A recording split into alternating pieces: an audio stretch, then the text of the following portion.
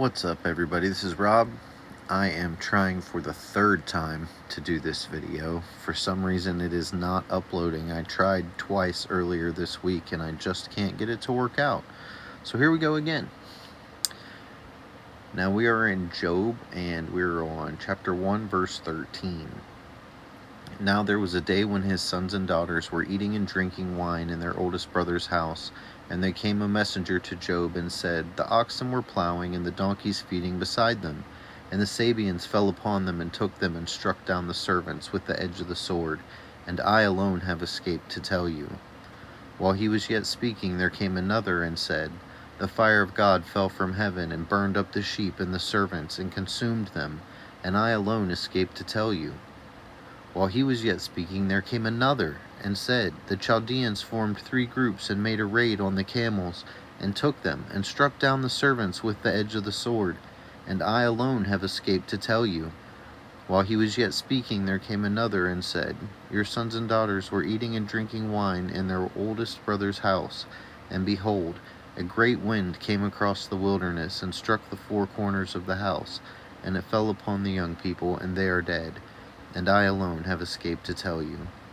Then Job arose and tore his robe, and shaved his head, and fell on the ground and worshipped. And he said, Naked I came from my mother's womb, and naked shall I return. The Lord gave, and the Lord has taken away.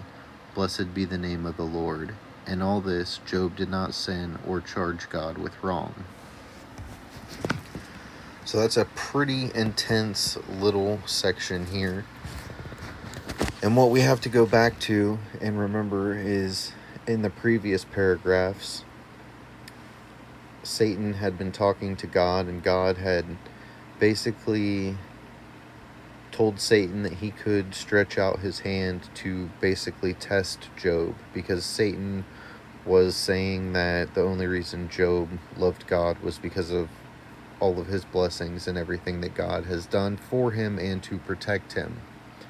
So as we look through the verse, we see basically everything that Job has is destroyed, except for 4 servants that escaped to let him know about the catastrophes that happened to the rest of his family and livestock.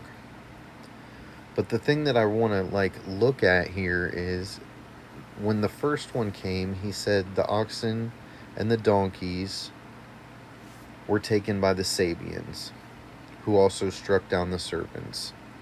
So we know that Satan is the accuser. We know that he is the one that can put ideas and thoughts into people's heads. So he could have convinced in one way or another the Sabeans to do this. And then we go down to the Chaldeans formed 3 groups and made a raid on the camels. Again, Satan could have persuaded them or put something in their minds to make them want to do this.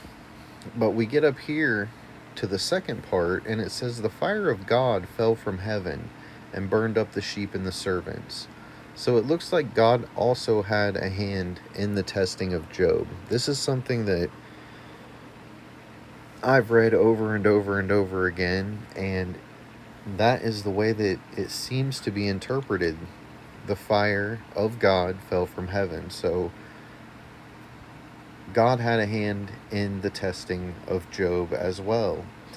Also, where it says in 19, And behold, a great wind came across the wilderness and struck the 4 corners of the house and fell upon the young people, and they are dead. And I alone have escaped to tell you. So that right there, who's in control of the wind? Who's described as, the great wind? It's God. And this, normally wind will come and blow from one direction to the other. It says this wind hit all 4 corners of the house and caused it to collapse. So to me, and I may be wrong, but the way that I am reading this, it is God and Satan that have done these 4 things to Job. And Job's response was what I believe was common in that day, the tearing of his clothes, the shaving of his head, falling on the ground and worshiping. These are all common practices, I believe, for the Jewish religion, these were so. I'm curious as to where Job found God, or where God found Job, and how Job became the upright, righteous man that he was. And it ends with, in all this, Job did not sin or charge God. So despite losing everything, despite everything being taken from him, Job still worshipped God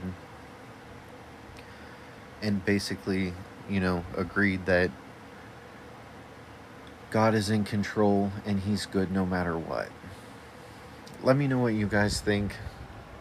Hopefully we'll get this video loaded up and I'll be able to post it for you. I'm definitely sorry that I couldn't get it worked out during the week last week.